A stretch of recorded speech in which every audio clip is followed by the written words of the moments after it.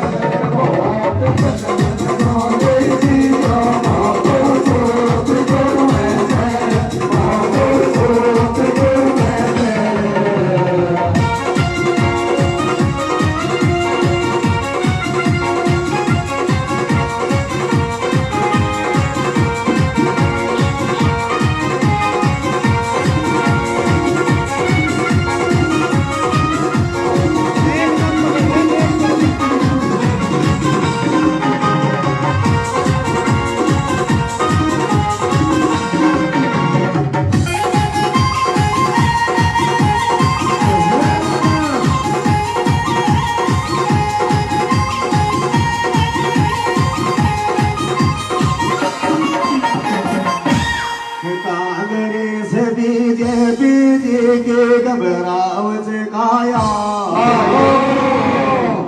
Congress BJP की घबरावच काया रे बीरन धरली और उन्हें यारो छत्कार जामाया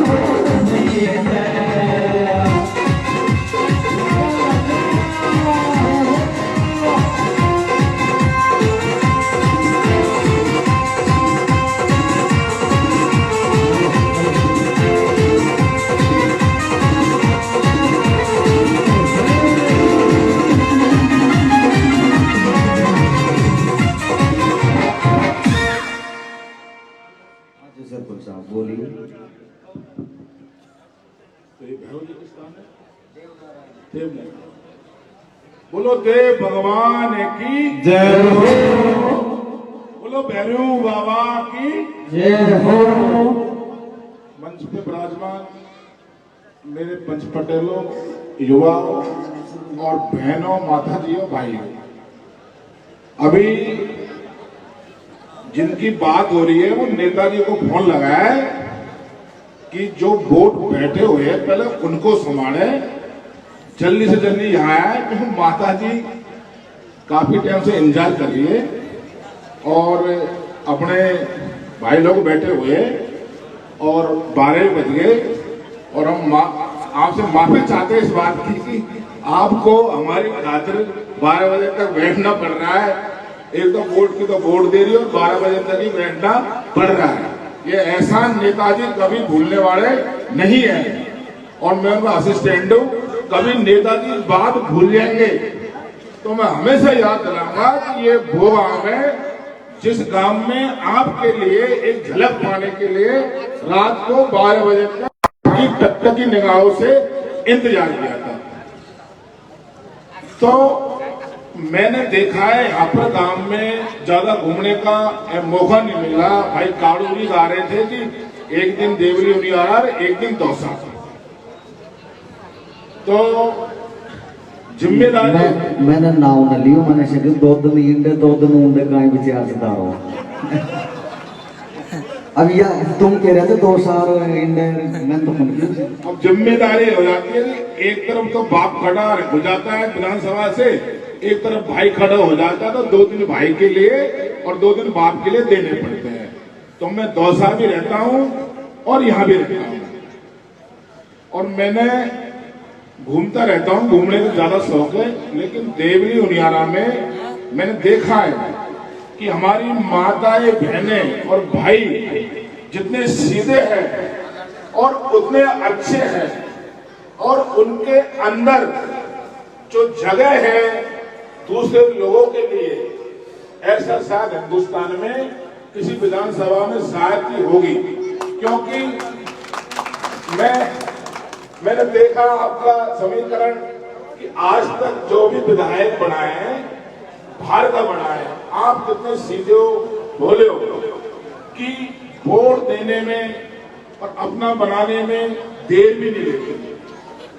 अब आपको पता है कि आपके सामने भाई नरेश आया है तो सबको आपने देख लिया, तो मुझे नहीं लगता कि भाई नरेश को वोट देने में आप देर लगाओगे, क्योंकि मुझे रिपोर्ट सौंप रखी है। तो मैं घूम रहा था चारों तरफ, तो मैंने आंकड़े लगाया कि इस गांव में तो कम से कम 100 में से 100% वोट नेताजी को मिलेंगे। और आप लोगों, आपके गांव आप बहुत बढ़िया हो, लेकिन रास्ते बहुत सगड़े हैं आपके। तो मेरे माता जी हो, अगली बार एमएलए नरेश जी बन रहा है तो आपके रास्ते पक्के होंगे। पानी की समस्या है वो भी पूरी होगी। नरेश जी कह रहे थे कि विधानसभा जब जाऊंगा तो पानी की समस्या को मैं दूर कर दूंगा। खाना तो अमीर और गरीब हर तरीके का खा लेता है, गरीब गरीब की हैसियत से खाता है, अमीर अमीर की हैसियत से खाता है, लेकिन पानी एक ऐसी चीज है वो सभी लोगों को चाहिए। तो पानी की समस्या यहाँ पर, और मैंने ये भी देखा है कि बड़े बड़े लोग यहाँ पर आते हैं। बड़े बड़े लोग का मतलब जानते हो, बड़े बड़े अधिकारी आते हैं यहाँ पर, नाम लेना ठीक नहीं है, और बड़े बड़े अधिकारी अब आते हैं। उनका एक ही लक्ष्य होता है कि जीवन में हम चांदी का चम्मच लेकर पैदा हुए तो अच्छे परिवार में, अच्छे स्कूलों में पढ़े, अच्छे कॉलेजों में पढ़े और अच्छी नौकरी करें। और जब उनकी नौकरी 58 साल की पूरी हो जाती है तो वो सोचते हैं कि देवली उनियारा चलो और यहाँ से जीत जाओ और आराम से 5 साल विधानसभा में रहो। मैं देखता हूँ कि गांव का जो बेचारा आदमी वोट देता है उसके पास अमीर विधायक, पैसे वाला विधायक और कोई ऐसा विधायक जो हमेशा लाल बत्ती में रहा हो, वो कभी भी तुम्हारे दुख दर्द में शामिल होने नहीं आएगा। क्योंकि उसके पास पैसे बहुत है, उसका प्रोटोकॉल होता है, बड़ी बड़ी गाड़ियों में वो चलता है, बड़ी बड़ी होटलों में रुकता है, उसका देश में चारों तरफ कारोबार फैला पड़ा है। तो मैं आपसे हाथ जोड़ के निवेदन कर रहा हूं कि मैं तो गंगापुर सिटी का हूं, सवाई माधोपुर का हूं, और भाई नरेश 12 का है। लेकिन 25 साल से मैं भाई की सेवा कर रहा हूं। कंधे से, हालांकि मेरे से उम्र में बहुत छोटा है, 2, 3, 4, 5 साल, कंधे से कंधे मिला के साथ चल रहा हूं। वो इसलिए चल रहा हूं कि नरेश भाई में डॉक्टर किरोड़ीलाल मीणा के बाद एक लीडरशिप की, अपन आदिवासियों की, पूर्वी राजस्थान की युवाओं की एक उम्मीद जगती है कि भाई नरेश मीणा जरूर दबे कुचलों की आवाज बढ़ेगा। इसलिए मेरा आपसे हाथ जोड़कर निवेदन है, आप वोट देते हो हमेशा, अब की बार ही वोट दोगे तो गरीब किसान का बेटा जयपुर भी जाएगा तो वो या तो 2000 रुपए कर्जे से लेगा, या जेवर बेचेगा, या जानवर बेचेगा, या जमीन गिरवी रखेगा जब जयपुर पढ़ने जाएगा। अब ये कहते हैं कि गरीब का बच्चा एमएलए बने, गरीब के बच्चे के पास गाड़ी घोड़े नहीं है, इतने पैसे नहीं है कि वो एमएलए का टिकट लिया है। पार्टी चाहे बीजेपी हो चाहे कांग्रेस हो, उसमें उसी को टिकट मिलता है, या तो उसका बाप अधिकारी हो, या उसका बाप मंत्री हो, या भाई अधिकारी हो, या भाई व्यापारी हो। बड़ी रेट चल रही है, तो ये लोग करोड़ों रुपए खर्च करते हैं और करोड़ों करोड़ों करोड़ों कमाने की इनकी नियत रहती है। मैंने देखा है यहाँ पर सबकी नजर यहाँ पर बजरी की है। यहाँ की बजरी की बोलियां दिल्ली और बम्बई की 5 स्टार होटलों में लगती है। 100 करोड़, 200 करोड़, 500 करोड़। मैं देखता हूँ कि जिस जंगल जमीन के मालिक हमारी माताएं बहन है, हमारे भाई है, उनके अधिकारियों की बोली दिल्ली की 5 स्टार होटलों में लगती है। और एक हमारा किसान है, हमारा भाई है, गलती से किस्तों पे कर्जा लेकर ट्रैक्टर खरीद लिया और ट्रैक्टर में बजरी भर ली, और बजरी का ट्रॉली का जो बंदी है 2000, 3000, वो थाने में नहीं पहुंचाई, तो वही थाना और वही पुलिस पता हमको तो ये भी पता नहीं है, लेकिन 1 लाख, 1.5 लाख, 2-2, 3-3 लाखों की पर्ची कटती है ये जो ग्राम के किसानों की ट्रॉली की। इनको डर लगता है कि 20 चक्कर बजरी पटक दी और 21 में यदि ट्रॉली पकड़ में आ गई तो 3 लाख रुपए कहां से देंगे। ऐसा डर जो इस बनास के मालिक है, मेरे भाई किसान है, उनके खेत है, उनके घरान है, उनके अंदर बैठा हुआ है। और ये डर इसलिए बैठा हुआ है कि जो हम लोगों ने जो नेता चुन के भेजे हैं, उन लोगों को नोट गिनने से मतलब है आपका घर कैसे चलेगा, आपका चूल्हा कैसे चलेगा, आपकी बच्ची कैसे पढ़ेगी, आपका बच्चा कैसे पढ़ेगा। मैं देखता हूँ बड़ा नाम है मीणा समाज का भी आरक्षण मिल गया है, बहुत IAS IPS है, लेकिन आप और काम तो छोड़िए, आप बामनवास जाइए, हमारे डीजी साहब का गांव है, उसमें 10% फैमिली के अलावा 90% फैमिली आज भी गरीब है। तो अपन ज्यादा बड़े लोग हैं नहीं है, अपनी रोटी रोजी बड़ी मुश्किल से चलती है, तो अपनी पैदावार और ये छोटे छोटे नरेश मीणा जिंदाबाद जो काम है इनसे चल रहा है। तो मेरे भाइयों आपसे निवेदन है, भाई नरेश मीणा एक गरीब किसान का बेटा है, और लोग इसके बारे में भांति भांति की बात फैलेंगे, भांति भांति की बात फैलेंगे, नरेश मीणा के लिए अब उठाएंगे। लेकिन मैं आपको विश्वास के साथ कह रहा हूं, नरेश मीणा 2005 से लेकर आज तक पैसे कमाता तो हजारों करोड़ रुपए छाप लेता, लेकिन आज भी हमारा भाई आपका साथी जयपुर में किराए के रूम में रह रहा है। मैं ये भगवान के मंदिर के आगे इस बात को आपको विश्वास दिलाता हूँ कि कभी भी रिश्वत नहीं खाई, कभी भी पैसे नहीं खाए।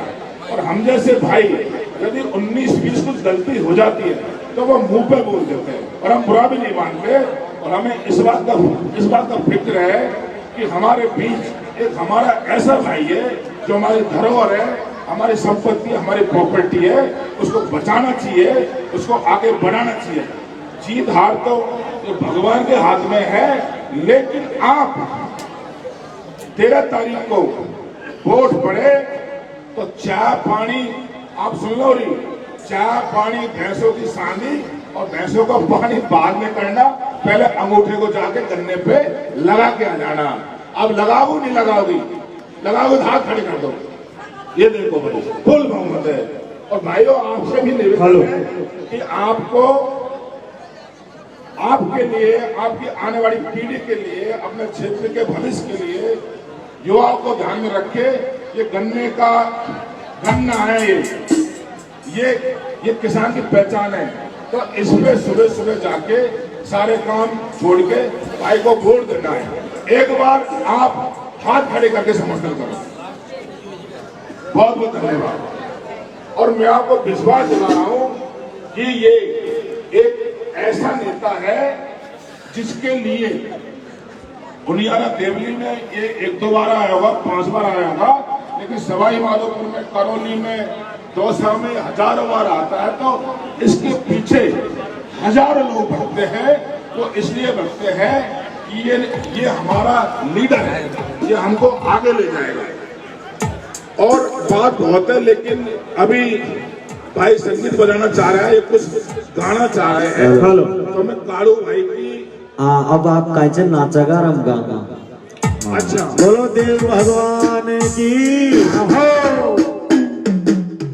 देखो ऐसी बात है माता जियो, मेरे बड़े बुजुर्गों, हर इंसान का अलग अलग दिमाग होता है। हमारे नेताजी को बहुत गुस्सा आता है, इसलिए मैं नहीं चाहता कि यहाँ पर मैं नाचूं। बहुत बहुत धन्यवाद। छबड़ा बारा छोड़िया यो विचार करे जो, कुछ बड़ा बारा छोड़िया यो विचार करे जो रे। आयुड़ गरीबा को मसियो दिल सो बात करे।